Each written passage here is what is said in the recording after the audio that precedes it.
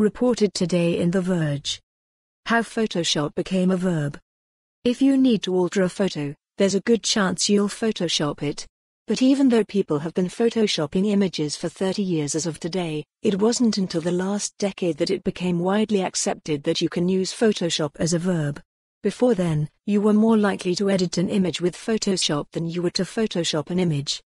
The rise of Photoshop, the verb, tracks with our cultural concerns around image manipulation.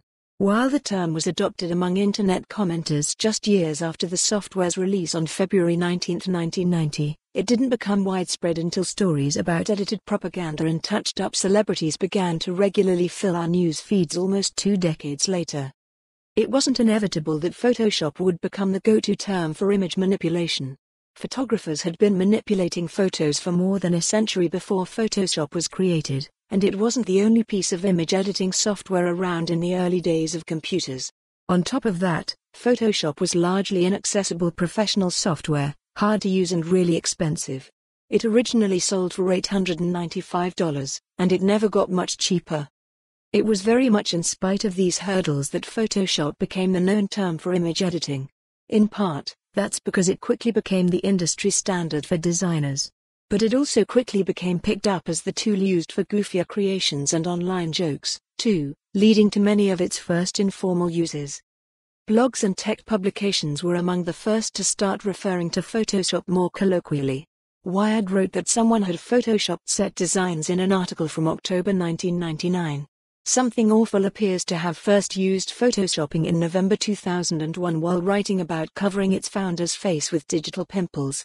Over the next few years, Boing Boing mentioned photoshopping twisted versions of children's books, and Engadget referenced having photoshopped an image to display on the PlayStation Portable.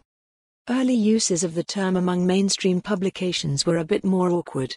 In 2006, the New York Times wrote about a model whose body was apparently Adobe photoshopped. While the Wall Street Journal used the term metaphorically, he has photoshopped it in his mind, to refer to a person who had reconsidered his view of a photo. It was also around this time that Photoshop became much more widely accessible, though not by Adobe's choice. Peer-to-peer piracy services like Napster had been around since the turn of the century, but it was in the mid-2000s that software piracy became far more widespread. Adoption of broadband internet spiked early in the decade, and, combined with BitTorrent, it became much easier to download and distribute pirated copies of large apps and games. While details on th for more on this story, visit the news article link.